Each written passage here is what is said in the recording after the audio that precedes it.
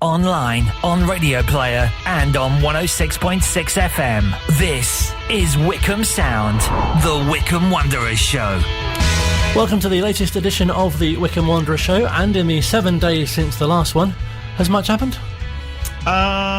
Yes.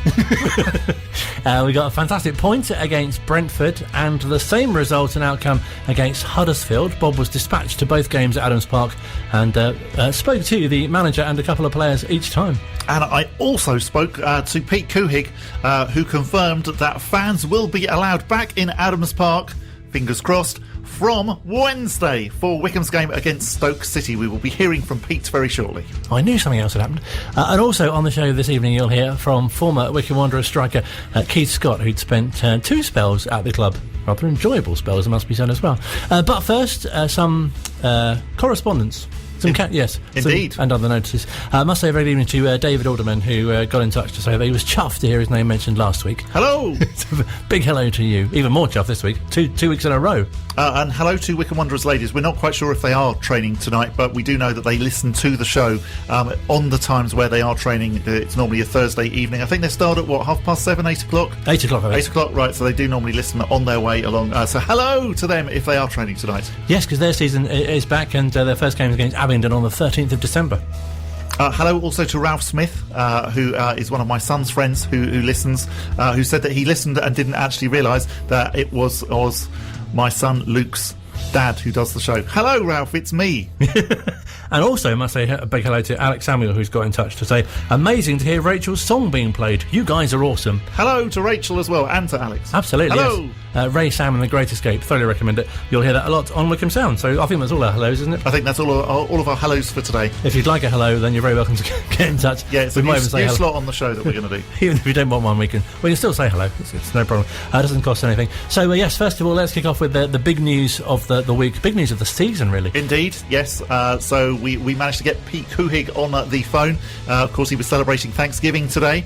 And apparently the team have been celebrating Thanksgiving as well. But we'll let him tell you more about that. But really, really good to speak to him, that he made time. And it was very exciting to hear the fact, because I didn't assume that actually it was going to be from Wednesday. But no, apparently fans might be allowed back in from Wednesday. Yes, so great news. So we heard initially that fans would be allowed in, but we had to wait till today to find out which tier as to exactly how many. And as Bob mentioned, he caught up with Pete a short time ago. So we've had the good news today that obviously Wycombe will be in tier 2. So what does that actually mean with regards to fans coming back to Adams Park? Well, if we would have had a pilot event earlier in the year when a lot of clubs had, that would have meant we could actually go to 2,000 immediately. But because of what it appears the structure is, we have to have our pilot event first, which is 1,000 fans in. And I say this with all of our applications are in. The SAG, all the different groups that have to approve it are looking at it, reviewing it. We did a lot of work early on to make sure that everything was correct. So we are expecting approval, but it is a time crunch on everybody. But what it does mean is that we'll have 1,000 people Wednesday. And then the next home match, we should, if everything goes according to plan, we should be able to have 2,000. Right, so which game are we looking at? So we've got, obviously, Coventry City on the 12th of December. I'm imagining that maybe Stoke on that Wednesday night. Is that a bit too soon? No, we are pushing. That's what we're pushing for. That's what you're pushing. Excellent, yeah, fantastic. Yeah, pilot event next week. Lockdown ends on the 2nd, and our match is on the Wednesday. So we're hoping for approval, and we are planning as though it is going to happen. Fantastic. And so how exactly is it going to happen? How are you going to decide which 1,000 people it is that are going to be allowed in? Well, it's exactly what we said when we released season tickets. It will be based on the order you purchase your season ticket. Okay, so which again sounds absolutely fair, because you were very, very explicit and apparent that was what was going to happen once we were allowed back in. Yep. Okay, and so after that, so then the 2,000 people, fingers crossed, as long as the event goes well, that would be the Coventry City game on the 12th of December. Yep, and we're actually, I know everybody was in the tiers were everybody was put in a slightly higher tier or lower tier, whatever it is. I think we were in tier 1 up until today, I think maybe. So we are hoping to get to tier 1 as soon as possible so that we can have our maximum capacity allowed under the socially distanced protocols or whatever new rules that do exist. When fans are allowed back in, presumably they're not necessarily going to be in their normal seats, their normal places. That's going to be restricted as well. Yeah, correct. Yes. So what we are trying and preparing to do is for next Wednesday have individual tickets that people can print out that has their seat number that they're assigned for that match to make it easy. Okay, and when they go into the stadium, are you expecting to be doing temperature checks and that sort of thing? Well, we're actually kind of waiting on guidance. There's a few different ways that have been proposed to do, and we do have a plan. To be honest, I'm not sure I remember if it's individual temperature checks or not. If it's required, we're going to do it. If it's not, there's a questionnaire. There's actually a few questions. As we've developed the plan over the last couple of days, we were actually hoping to see a little bit more clarity on the rules and regulations today. But honestly, I've been running around, so I haven't actually read the actual release. I don't know if we actually do have updated rules and regulations yet. No, well, I wouldn't be surprised. All of the information that we've had coming out of the government, it's always been a bit. It takes a little while to actually get the detail. But at least it's all positive what we've heard so far. And yes, so fans can obviously expect a slightly different experience when they come into Adams Park. But it's just going to be wonderful to have them back and for them to see all of the changes that you guys have been making over the last few months. Yeah, no doubt. Obviously the park looks a lot different. But I can tell you everybody's more excited about seeing at least some of our supporters in at first, and then more and more, hopefully, as the season goes on. Yeah, and I think one of the things that has been so obvious, I mean, particularly the last two games against Brentford and Huddersfield, Wycombe had some great chances, particularly towards the end, and we all know what happens actually when that terrace is full of fans just basically willing the ball into the net. Look, I'm certain we would have more points if we'd have had our supporters in at Adams Park all year, 100%. Without a doubt. I'm really looking. It's been lonely in Adams Park during the matches. I think I told you this maybe last week that may sound weird, but the atmosphere is so strange behind closed doors. I actually, at this point, almost prefer watching our guys on TV versus live. But everybody knows I'm kind of a crazy American, so maybe that's.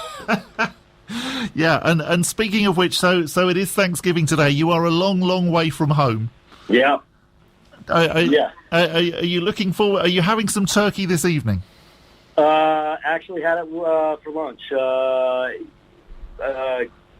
Gave a last-minute notice to the training ground chef yesterday. Asked him if he could put together a little Thanksgiving meal for the players and staff, and he did. We actually also, for the office, had one of the local restaurants, La Talata, who's been doing a lot of work with us this year to make a Thanksgiving lunch for the office staff as well. So brought a little America to High Wycombe today. Fantastic. And will you be catching up with some of the football that's going to be on later on tonight? Do you mean gridiron? Of course I do, yes.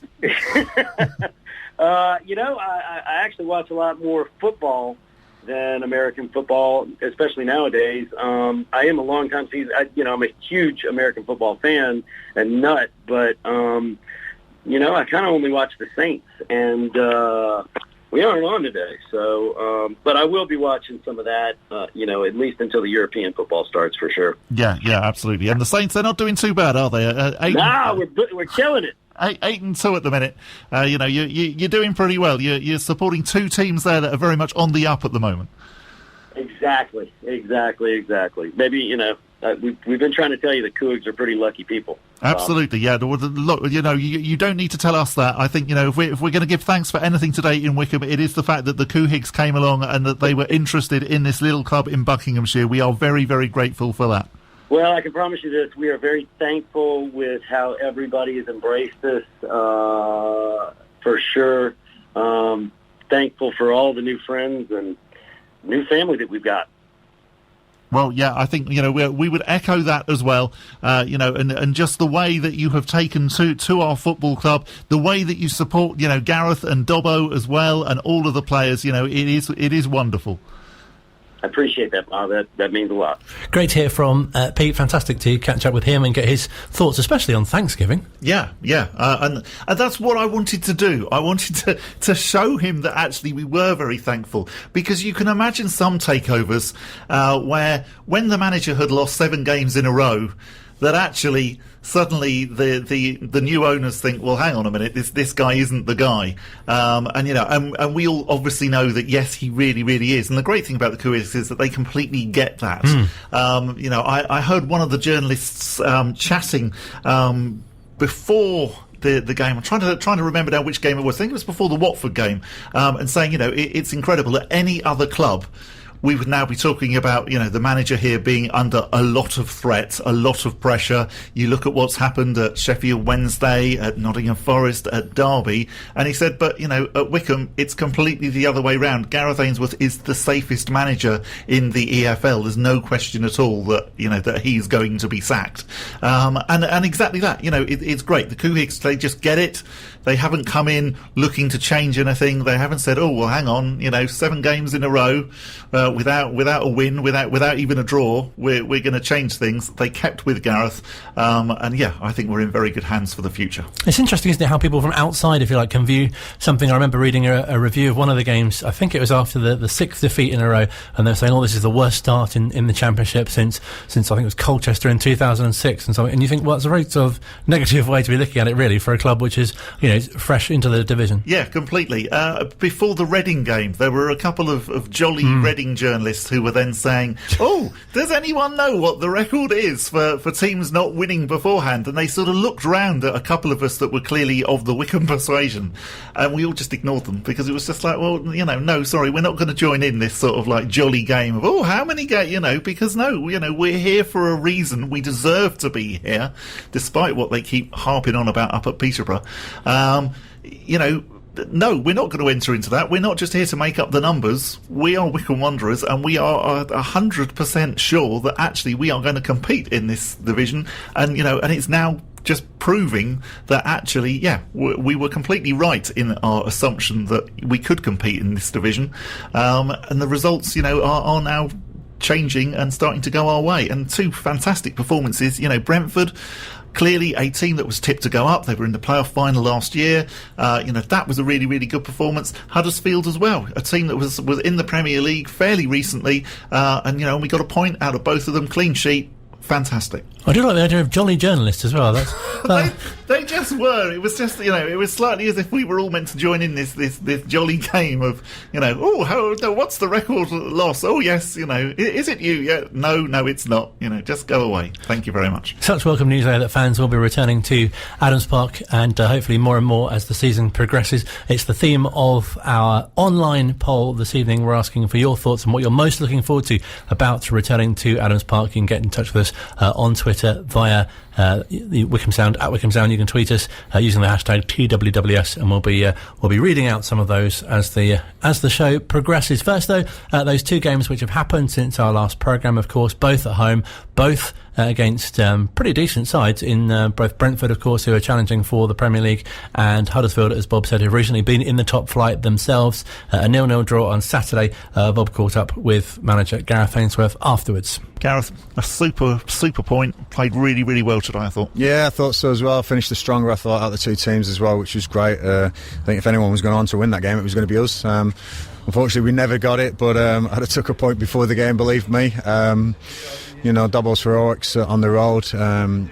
We're brilliant with those 6 points, and then point either side with Watford and Brentford. I think we're looking good. We're looking solid. Clean sheet again, which is really, really good and something to build on. But some of the players out there were just phenomenal, and the efforts that we give, they never stop, never ever stop, and I could pick individuals out, but I will pick out the unit, the 18, the 25 squad that we've got, because they all have played a part today, and I'm loving where we are at the moment. I mean, we're looking like a decent championship side now. We're not a walkover, and that's the big thing, Probably the first 4 games, me and Dobbo were really getting used to this league, seeing exactly what it was about, and I think from that first international break, right back in August, September, I thought since then, your Readings, your Millwalls, your Norwiches and your Watfords, I think we've always been in the games. We've had some real fantastic performance. The wins came. Forest, probably ran out of legs at the end of a tough week, and but now the 5 sub-rule has come in. I'm hoping that won't happen, and we can attack these next run of fixtures with some real courage and belief that we can stay in this championship. Because it is now a little bit brutal all the way through until Christmas, isn't it? You have really underestimated that. Yeah, it is going to be a tough challenge. These games coming up. So. Some of the teams, it's like an FA Cup run. It's brilliant to see this club for 133 years. This is the highest they play. We've got all these games coming out. I just wish the fans were allowed back in, because I believe if those fans had been in that home end this afternoon, they'd have sucked that ball into the net. We've seen it happen time and time again. Unfortunately, they're not. I'm really looking forward to when they're allowed back in. But points for everyone who's supported Wycombe and this championship. I'm loving the challenge. Looking forward to the next one, which is Tuesday. And finally, how are you? I thought maybe we'd see you in slippers or something like that this afternoon, but no, you've got the normal boots on. You're looking good. Not a chance. The snakeskins will be out soon, I'll tell you, because I'm feeling $1 million. I've got a great physio team, Kian, Ali and Isaac. They've been looking after me, and I'm fit and raring to go. I think the way I'm going, a couple more weeks I might be on the pitch myself. You never know, but at the moment I don't think I get a place, because these lot are playing phenomenal. I don't think I've ever heard someone so upbeat after a 0-0 draw before. And I bet he's really, really grinning from ear to ear tonight with regards to the news about the fans, because he's mentioned it pretty much every interview, every time that I've spoken to him after a game, particularly at Adams Park. He always mentions the fans, the fact that he's missing them. So I'm sure, yes, that he will be grinning from ear to ear this evening. And really great to have him back on the touchline as well. Yeah, absolutely. And yes, he was in full rock and roll get-up. So both games now, I think it's been the sandy-coloured boots and the black leather jacket, looking like the rock god that we know that he is. And he's got a Guns N' Roses face covering as well. Yes. Yeah, so that was on Saturday. The Guns N' Roses face covering looked very impressive. He apparently he does very much like dressing up in the guise of various rock bands. So I was speaking to a QPR fan who said that he had done appeared on one of their quizzes, I think, that they did over the first lockdown. Oh, he did it in full Gene Simmons get-up, didn't he? He did it in full Kiss get-up. Yes. And so, yes, I wonder whether one day he might actually appear as Axl Rose. That would be quite entertaining, having Axl on the sideline.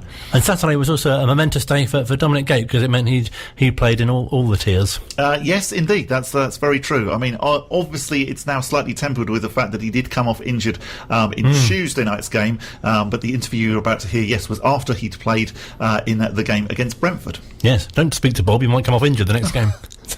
A happier end to the last time that you played Brentford. Yeah, personally, same result. So, yeah, like I said, it's nice to, almost ironic that I was coming back out to return against Brentford, but it was nice to contribute to a good point towards our league campaign. It must have been really hard over the last couple of months to be watching the team take part in the Championship and not be a part of it, when you've been a part of so many great Wycombe games in the past. Yeah, I was biding my time, using the time that I did have to try and get stronger and fitter. I knew this is a very physical and competitive league, so I was gearing myself up. I've done lots of really good gym work. The physio department, Ali, Isaac, Kian, they've been fantastic with me to get me fit and strong, and I feel in a good place. So yeah, it was a frustrating 2 months, but I feel like I've come through that now and I'm in a good spot. And the team are now looking like a Championship team, which I think is brilliant. Yeah, I mean, I don't know how the other boys felt out there, but I felt like it was good graft. I felt like we were resolute, and I don't think there was too much in the game, to be honest. No, I mean, you certainly didn't look overwhelmed in a way that, say, the Blackburn away game, that was obviously a bit of a wake-up call, but this afternoon against one of the promotion favourites, a team that is second best scorers in the Championship, and you went toe-to-toe with them, and you could have easily snuck it at the end. Yeah, I mean, they were playoff finalists last year, so a very, very, very good team, and they'll go and beat a lot of teams this year. So, like you said, with the top goal scorer in the league. So, yes, credit to the boys. I thought defence, Rocky made a hell of a save in the first half, and that's what we're going to need. We're going to need to be resolute. We're going to need to step up to the test against good players, and I thought we really did that today. So, yeah, I think the whole team, 1 to 11, and the subs, really, really performed today. Really good to hear from Dominic Gape as well. It's fantastic because you don't often hear, not unless you see them in supermarkets. You don't often hear. You don't often get to hear from the players, do you? No, that's very true. He was dripping wet, so he had just been in an ice bath. He was standing there in a t-shirt and shorts. It was freezing. I was cold and I was wearing a big coat. So I was very impressed that he came out and chatted to us. Of course, the other game that he played in this season was the game against Brentford, the opening game in the League Cup, where of course he got sent off after 47 minutes very, very harshly. But anyway, so a much happier end to the latest game against Brentford. Thank you for explaining. Still to come, we'll catch up with some post-match reaction to the Huddersfield draw on Tuesday night as well, in a game which bizarrely started at 7 and was done by just after 9. How odd. I will also hear from Keith Scott next here at Wickham Sound. Love music, love talk, love Wickham Sound. Welcome back to the second half, or third, of the Wickham Wanderers show. Still to come, we'll hear from Jack Grimmer and Gareth Ainsworth on the back of a fantastic point against Huddersfield. Not looking too bad in the table currently, is it? It's looking all right, isn't it? It was a shame that Cardiff couldn't beat Coventry last night. That would have been even better. And Sheffield Wednesday drew, didn't they? They did, yeah, but that wasn't too bad. At least Derby lost again. Yes. Steve McLaren showing his magic touch once again. Do you think he had an umbrella with him? Sorry? Do you think he had an umbrella with him? Possibly he did, yes. Yes, it'll be interesting to see if he's got one on Saturday. I might save that up for one of the interviews. You can have that. Yeah. See if Gareth has an umbrella. Gareth would not have an umbrella. I can tell what your question's going to be. Straight away, I can tell you, Gareth, I don't think we will ever see Gareth at a football game holding an umbrella. In Brolly news? Yes. No, he'd just get wet, wouldn't he? If you're of a certain age, you'll know what we're on about. But actually, if you're quite young, you he wouldn't even have a hood, would he, on his coat? Dear, oh dear. Just a jacket, that wouldn't be any good. Lost to Croatia. If you... Well, Gareth did. If you regularly listen to the show, you'll know that we often like to chat to former players. And this week, we're speaking to former striker Keith Scott, and kicking off with how he became a Wickham Wanderers player. Martin O'Neill was looking for a striker. He came to watch Boston play because Paul Caffel was playing there. Paul Caffel, sorry. And obviously I was there on loan from Lincoln City, and sort of Martin O'Neill was introduced to me after the game. And then he came to watch me play against Nottingham Forest in a reserve game on the Wednesday. Because in those days, even though you was on loan at another club, you could always also play in your parent club's reserve games. So I played in that, and weirdly enough, Stuart Cash was playing for Nottingham Forest. And then after that, Martin O'Neill sort of spoke to the Lincoln manager then, and sort of said, can I take him on loan with a view to buying him? And I came on loan at Wickham. And then obviously he made that move permanent. I think I initially went for a month, and then after the month he sort of made the move permanent. You must have so enjoyed the football there and the style of football that was being played, because I've seen some clips recently as well, and you forget what a sort of great, entertaining, attacking style of play that team had. Yeah, you do. And if you look at it's, I suppose in a lot of sport, when you actually either leave or you retire and you look back, you sort of realise the sort of players we had. You had Steve Guppy, you had Dave Carroll. We had Simon Hutchinson, who didn't play a lot because of the other two. Ty Gooden came on board as well. So we had really 4 very, very good wingers, each with different qualities. And if you look at their background, with the exception of Dave Carroll, Gups was at Southampton as a kid. Simon Hutchinson had come from Manchester United. He'd been in Manchester United's youth team. Ty Gooden was at Arsenal. So we had some really good players. And then if you go into midfield, you had Simon Stapleton, Keith Ryan. And we talk about box-to-box midfielders now, in the modern game, about midfielders getting up and down. We had them in 1990-91. And then if you go defensively, you had Glyn Creaser, who was a rock. You had Andy Kerr, you had Matty Crosley. Johnny Granville was in goal at the time. Then obviously Paul Hyde came on board, and then you then introduce the likes of the Jason Cousins of this world, and and what have you. We had Steve Thompson, Kim Casey, we had Mark West. We had a really good group of players, a good squad of players, each with different qualities and very good qualities. So from a forwards perspective, you were always going to get opportunities because obviously we had great attacking options. And it must be such a fantastic time to be involved with the club as well, because you'd had the move from Lokes Park to Adams Park, and the move from non-league to the Football League, and also going to Wembley as well, and being involved in the FA Trophy and the playoffs as well. Yeah, well, look, obviously I was fortunate because I sort of came on board in 1991, which was the first year that there was at Adams Park. So I was fortunate from that point of view. And then obviously we went on to the trophy. And weirdly enough, when Martin O'Neill signed me, he actually said, we won't win the league this year. We're probably just a few players short, but I think we've got a great chance of winning the FA Trophy. And I came on board when we were playing, I think it was Northwich Victoria in the quarterfinals. And Westy was playing with injections. He wasn't 100% fit in his knee. Obviously, we won that, and then we played Altrincham in the semis over 2 legs, and Altrincham at the time were going for the title. So the FA Trophy was the objective that year, and then obviously we finished runners up the second year, and then naturally the third year we won the trophy and we won the league, and to this day we're still the only club to have won the league and the trophy in the same year, or the last club, should I say, not the only club, the last club. So yeah, it was a great period of time because obviously it was a new ground, and we were getting big crowds then. We were getting averaging 5,500, 6,000. So the directors, they had great ambition. They wanted to become a Football League club. So if you take the support, the manager, the directors, and the squad that we had, the squad of players we had, everything was geared around to gaining promotion, and obviously we were fortunate enough to do that. Are there any particular matches that really stand out that you played, perhaps yourself especially well in, or was great to play in?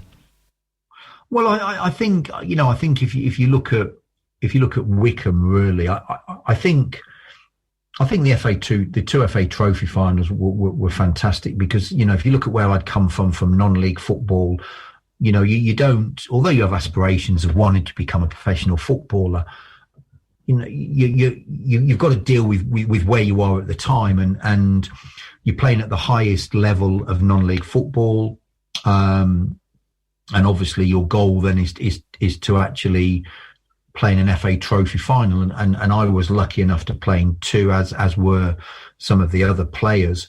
And if you take the the year we won the trophy in the league in the same year. We also won the Champion Shield 3 years on the trot, and that year we got beat in the Drinkwise final as well. So we won 3 out of 4 trophies at non-league level that you can win. But arguably I was part of probably the best non-league team in the country. So they were great times. Obviously the 2 FA Trophy finals were great. So that non-league era that we had at Wycombe, it'd be difficult to sort of say one game stood out. I just think as a whole, that whole from 1990 to 93 when we got promoted, that sort of 2 to 3 seasons was fantastic throughout. And those names that you mentioned as well, obviously a fantastic group of players to watch on the pitch, but must have been fantastic to be a part of as well, both fantastic in the dressing room too.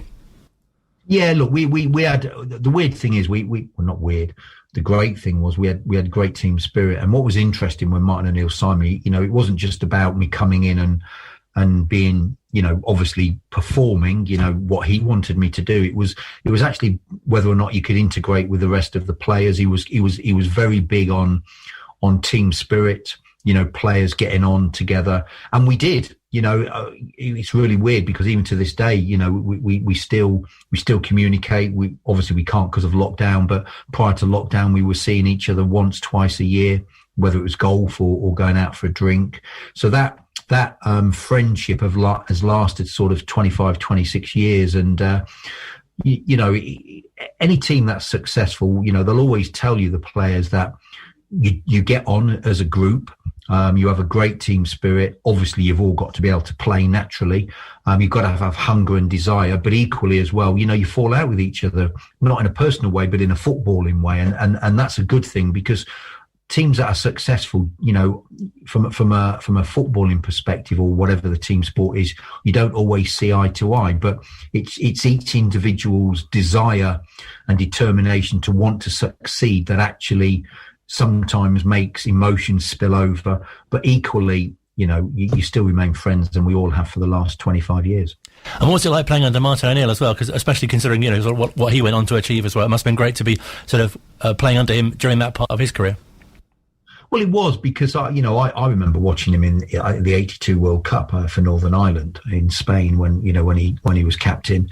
I remember watching the 2 European Cup finals, as it were, there when he was at Nottingham Forest. So I was well aware of him as a player, as an international player, and obviously, for somebody who was in non-league football and obviously went into the old 4th division and then was wanted by a player of his caliber who then had gone into management. You take it as a great honour, but also a great feather in your cap. And what was very good about him was as well, he was quite happy to talk about his times at Nottingham Forest and share his stories and what have you.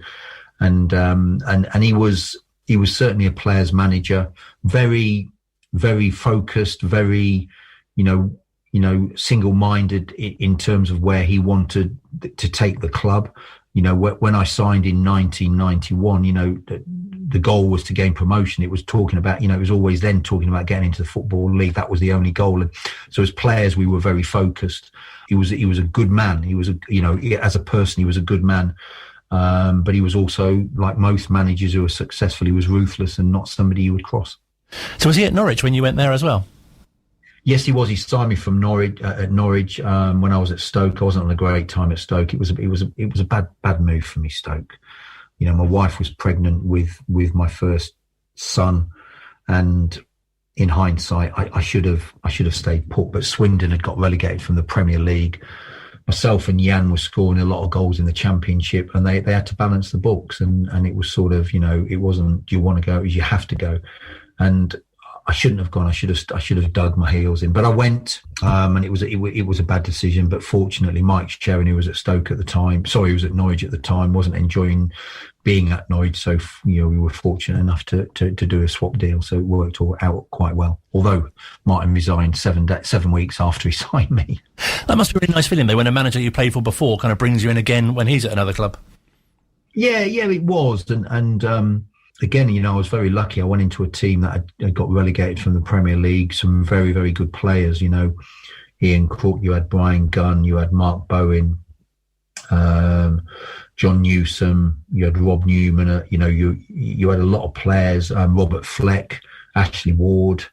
You had a lot of players who had played a lot of Premier League football. And for me, I was really looking forward to it, because I felt if he would have stayed around, for that season, we'd have, he was second when we were second when he left, and we ended up finishing in the bottom half. If he'd have stayed around, we'd have most definitely got promoted back to the Premier League. And apart from wanting to work with him again, obviously my main goal for going to Norwich was I truly believed that we would have got promoted to the Premier League, and that was my goal. Because obviously I had a taste of it, and it was a great experience. Although I learned a lot from it, and I made a few mistakes whilst I was at Swindon personally, from a footballing perspective. And I saw that as an opportunity to sort of get back into the Premier League. But, he didn't get on with Robert Chase, who was the chairman at the time, and obviously he resigned. It must be great for sort of advert for the club, if you like, for Wycombe, that you came back for a second spell, initially on loan and then signed again. Yeah, because, I'd sort of... I'd gone to Norwich, and from Norwich I went to Wycombe from Norwich. But I was actually offered another contract at Norwich. Mike Walker, who was a really nice guy, fantastic guy. He offered me another deal, but it was only a year, and I wanted 2. And also as well, my wife was pregnant with my youngest boy, and I wanted a little bit of an extra security, obviously, of 2 years as opposed to 1. But more importantly, you know, I'd been away for the birth. When my oldest boy was born, I was away for that birth. Or, you know, well, I actually I was there for the birth, but I was away a lot of the time for the early parts of his being a newborn up to 1 year, 2 year old. And I didn't want to make that same mistake again. So I'd made a conscious decision that I was going to come back to Wycombe. I turned down I got offered a 2 year at Wycombe. I turned down a 3 year deal at Chesterfield on more money. I was aware that Fulham were also, you know, interested, and Norwich had only offered me a year's deal. And I spoke to my wife about it, and we both agreed that if I could get 2 years out of Norwich, that I would stay at Norwich. But if not, then I would come back to Wycombe, and I would sort of take the 2 years there and see what happened. And has it been really nice following the club? Obviously, after the time that you've left, you've done kind of like media stuff. You've been a sort of a kind of pundit with Phil. People obviously know you're co-commentating from him, and you're a guest with Alan Hutchinson on a former Wycombe radio station, which was nice to have you on that show as well. Yeah, because, you know, look. Although I started my career at Lincoln City, you know, for me, Wycombe was my springboard to everything that happened to me in football, whether it's good or bad, you know, and you know, if I look back over my career, I look back at my ability as a player technically. I can't really complain at what I achieved. I wasn't the best technically. I was an athlete. That's what I was. You know, my game was all based about being an athlete, being able to physically impose myself on centre halves, being able to run the channels, obviously score goals. But I knew my strengths and weaknesses, and you know, and Wycombe was my springboard to what I consider to be a very good career, one that I enjoyed, irrespective of whether it was a good or bad time at a club. And you know, so I got a lot to thank them for. And you know, if I can go back and I can help, I would, and I will. So obviously, I want them to do well. You know, sort of from me leaving to where we are currently. It must have been so pleasing to watch them grow from kind of, as you say, when you were playing and through, you know, League One and League Two, obviously not in that order, but it must be so fantastic to now see them in the second tier. Is that something that you sort of saw in a progression? You think, oh yeah, this will be a team that can make it to the Championship? Well, look, you always, any team you play for, you always want them to do well, and you know, I have the same you know, thoughts for Swindon. I want to see them do well. I want to see Norwich do well. But you know, if you look, in fairness, if you look at Wycombe, I think if you speak to all Wycombe supporters, it would have always been a dream that they would get the opportunity to play in the Championship. The reality of it happening, whether you would think it would happen, is we don't know. But you can argue that maybe the pandemic was fortuitous for them. In fact, that, you know, the way the league was then restructured, it gave them that opportunity. And in fairness to them, if you look at the playoffs, you know, the games against Fleetwood and then the final against Oxford, they got there on merit. So, you know, look, I'm delighted they're in there. It's a fantastic time for the club. I suppose the only disappointment is the fact that they're not able to, I suppose, maximise the commercial side of it.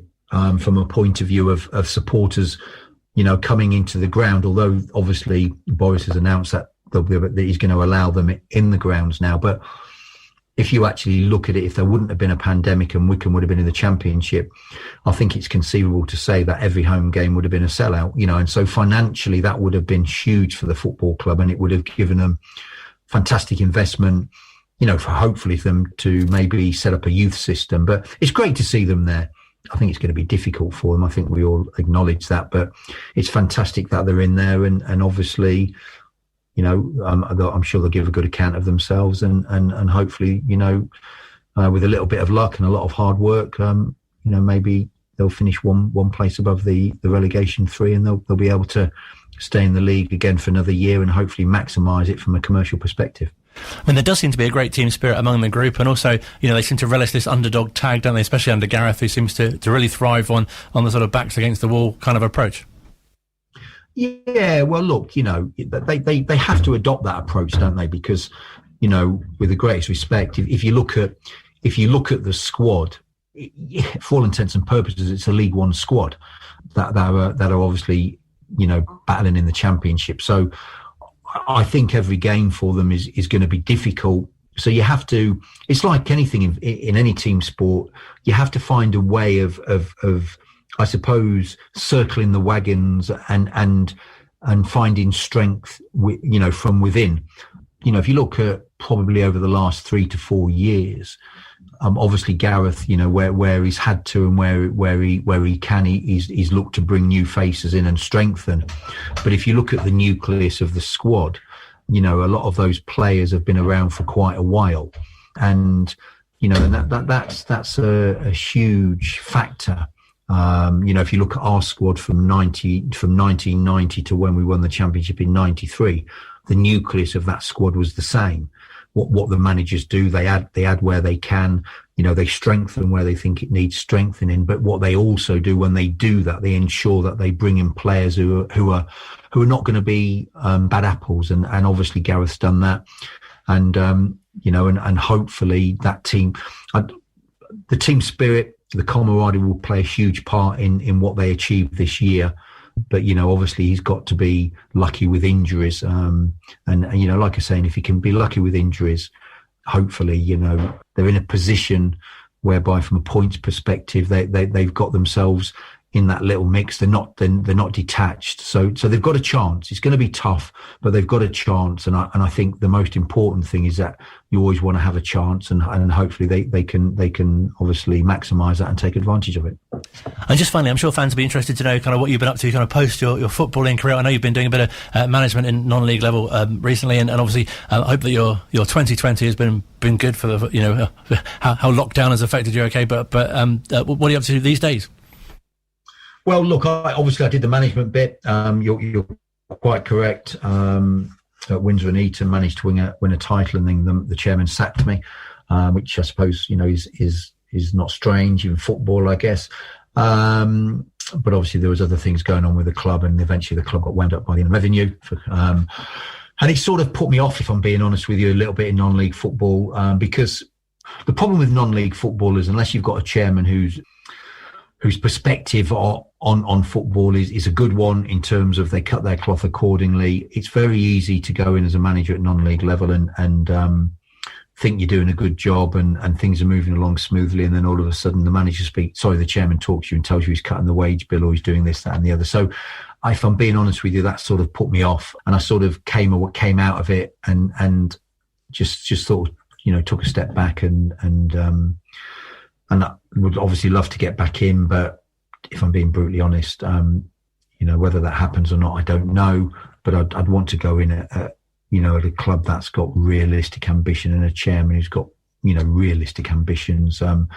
Work-wise, I work for a company that's, fit out and refurbish commercial premises, and obviously the pandemic's not been great for our industry, but we're okay. We're still getting business in, and 2020 for me has been like most people. It's been a strange one. Obviously, we're all hoping now the fact that it looks like we found a vaccination. I would like to think that that's going to be rolled out quickly and effectively, so everybody who needs it can get it. Those who are obviously in need of it, the greater need than others can get it quickly. And then obviously I hope the rest of us can get it. And we're hoping that 2021 is going to be a more positive year, because I think overall 2020, since March time has not been a great year. And hopefully 2021 will be a good one. No, definitely. Well, it's been fantastic to speak to you. Obviously wish you all the best for the rest of the year, and thank you so much for your time. Colin, my pleasure. Take care. God bless, and have a Merry Christmas. Fantastic to hear from Keith.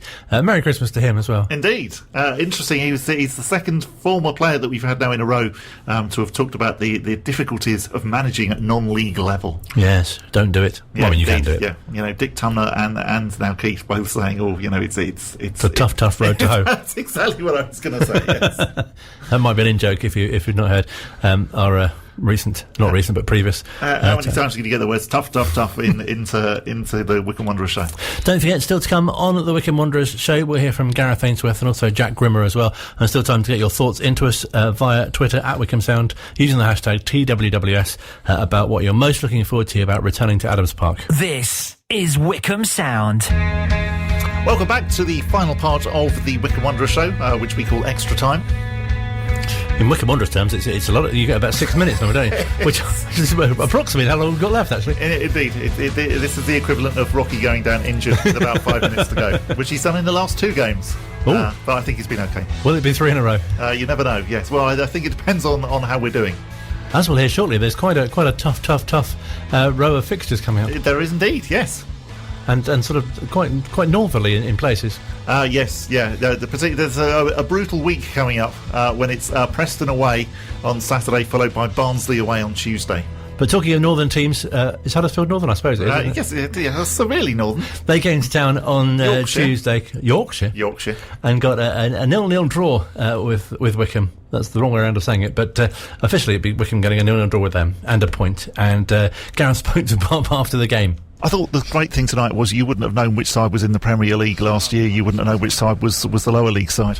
Yeah, 2 years ago they were in Championship last year. I have to pick you up on that one, but they were, and they've still got their parachute payments coming in. They've got a lot of money. They've got some top players, and they're a very possession-based side with a manager who knows what he wants and knows what he does, and he changed the formation many times during the game. I don't know if in the press box you picked that up, but there was a lot of changes from their formation. And my boys handle it really well. They're really learning about this championship. We're keeping clean sheets. I'm really proud of where we are, just below that line. But one win will get us above that line, and that is fantastic to say after 12 or something games in the championship. So it's just awesome. And the boys in there know exactly what this means to them. They've scrapped for their careers. Some of League Two have been with me in League Two. Anthony Stewart was on the pitch at Torquay, back in 2013, and look at him now, So it's just brilliant to see. Really proud, and I say just the rumours of those fans coming back would be awesome if that can happen. I mean, there's so many that I could name, but Wycombe players, not talking about the loan players, Jack Grimmer, Anthony Stewart, Scott Cashket, Fred, they all look like championship players. Yeah, and they deserve that tag because they are playing in the championship and they're playing well in the championship. I'll add all the boys to that. Akin Fenway as well. People said he couldn't play in League Two. He is now making a name in the championship. How good is that for him, and Wycombe Wanderers, and Daryl Horgan representing his country, Gareth McCleary, Jamaican international with numerous caps, so all these things are fantastic for this club, and really looking forward now to seeing just what we can achieve this season. I think we're giving teams a real run for their money, and as long as that happens, I'm a happy man. Was it one of the age-old things of Bayo not really getting any decisions from the from the ref tonight? Well, the referees certainly in Leagues 1 and Leagues 2 I asked for them to be professional. Now I've got professional referees. I don't know if there's much difference, but listen, we know that he does rile referees up. He's that big. He doesn't get much, and he's not the only one. There's a lot of big strikers who don't get decisions, but some of them are just ridiculous, and it just. We're used to it, we shout all we can, but the fans maybe make a difference on that side of things. But there was one in their box which I thought he was just all, the guy was all over him, and then he gets a foul. He gets fouled against him for somebody running in the back of him, and it's beyond me sometimes. But listen, I talk about referees all night. I'm not going to do that. They are professional. It's a real tough job. We got a 0-0. It's a brilliant result for us. Let's see if we can start turning some of these draws into wins. And you mentioned the fans as well, very much thinking that if they were there tonight, possibly they would have sucked one of those goals in. Yeah, I keep saying that terrace end there, that's something else is different there. Wycombe Wanderers, no one else in the championship has a terrace, I don't think, and so just having that there is different, and we're different. We do things different here, and I love being different. And if this different side can stay in the championship for another year, that would be very different for football because everyone thinks we'll go down. I'm trying to prove that wrong. And we've got Derby on Saturday, not a team that you would have thought would be down there at the bottom. No, and they won't be at the end of the season without a shadow of a doubt. So we've got to make the most of our opportunities playing teams that may be in a little bit of a transitional period. But sometimes that can be a dangerous animal. We have to study hard. We have to make sure we're playing the right team. I may have to rotate the legs. We'll have to see. But very proud of what I've seen tonight, and everyone's in contention. Great to be able to take that into the game against Derby at the weekend. Hopefully another clean sheet. You never know. Someone will be having a key part to play, and that will be Jack Grimmer, and he was chatting to Bob after the game as well. I thought what was great about tonight and the last few games is that you all now, I know you are Championship footballers, you now look like Championship footballers. Yeah, I think you've genuinely hit the nail on the head there. I think the first sort of 5, 6, 7 games, I just think that the maybe that belief wasn't there. We were all learning, and I think we have played against teams that are in the top 6 currently. I think people sort of didn't really take on board just how good the opposition was that we were playing. We played against a good Blackburn side, a good Swansea side. We took Norwich all the way, and they nicked one in the last minute. But I think for me, the Wycombe of last season has finally turned up with that confidence, that belief. I feel much more solid in defence as a defensive unit, and I think it's now a league game. It's not necessarily a Championship League game, which has been huge for us. And I think that has been a big reason as to why we've started to pick up points. And 3 clean sheets in a row now at home. Yeah, is a defender's dream, if I'm being honest. I think it's definitely, Rocky's been called whenever he's called upon, he does the business for us, which he did last season. I think he was very underrated last season. Some of the points that he managed to get us in some saves at crucial times in games, and he showed it again tonight, and especially on Saturday against Brentford. He got his hand to one that hit the post, and I think it's definitely a team effort here, and everyone takes pride in clean sheets. Just if we can nick a few more goals at the other end, then we'll be on our way. We nearly had a Jack Grimmer goal tonight as well. We did. It rolled to me, and I thought, just connect well, which I did. And I thought, as soon as it left my foot, I thought it's got a chance. And then the defender clears it, which was unlucky. But maybe if that gets through, then it does nestle in the back of the net, which would have been a truly great moment. That's for sure. What about the lack of fans? How pleased are you about the announcement this week that actually they'll be allowed back in, fingers crossed, soon? Yeah, I'm buzzing, to be honest with you. It's been so long since we've had fans. It's almost getting to that stage that you're used to just coming out and hearing all the players shouting, the manager shouting and things, and it's even to have 1,000, 2,000 fans back in and make a bit of an atmosphere, it'll be unbelievable. And you shouting, can I add? Yeah, and myself shouting. You might not hear me as much, which will be, I'm sure, great for everyone. You might not hear me shouting as much, but I think not just for the players but for the fans themselves, I think any lift that the sport can give anyone just now is so needed, and to get back in next month hopefully would be a great way to end a year that I'm sure everyone wants to forget. And we've got Derby on Saturday, a game which I would imagine you're going into with a lot of confidence, even though it's away. Well, that's the thing. I think we're sitting in there quietly disappointed that we've not won tonight. They are a good side that keep the ball well, but I think we could have maybe nicked something at the end there, and I think that is the momentum and the confidence that you need to build. Like you said there, I think you'll be going there and the pressure is on them. They're Derby, a big club with ambitions to get to the Premier League, and I'm sure they won't want us coming and causing an upset. So it's hopefully something that plays in our favour, and we'll give it a good go and see what happens. Really nice to hear defenders getting so pleased about about clean sheets. Yes, and nearly scoring as well. He was chuffed to hear about that. Yeah, absolutely. Yes. He wasn't talking about laundry. Thank you very much to Kathy, who has got in touch, saying that she's very much looking forward to seeing the changes that have been made at Adams Park. It does now look a little bit more like a championship ground. Even with just the digital scoreboards, not the scoreboard, the advertising. It really does. It does look quite impressive. Alan's saying he's very much looking forward to seeing the lone players actually in the flesh. Definitely Josh Knight, really, really good. Dennis Denron, yes, they are very impressive, but also some of the non-loan players as well. Daryl Horgan just works his socks off the whole time.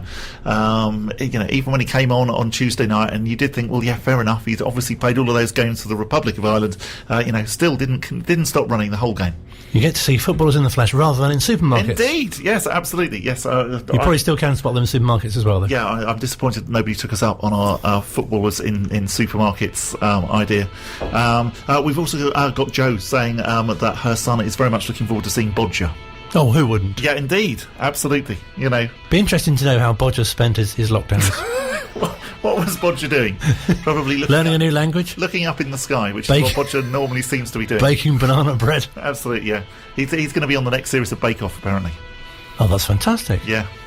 He's very into it. He's Bodger. He's very good at patisserie making. We must get Bodger on the show one week. I'm not even sure what that is. No, patisserie making. Look it up. Sounds fantastic. Hope you enjoyed the show. It's been fantastic to get the thoughts of Pete Couhig on fans returning. Brilliant to hear from Gareth and the current players and the former player as well. Join us next week for more on the Wycombe Wanderers show. Don't forget to look out for the podcast as well. Here at Wycombe Sound.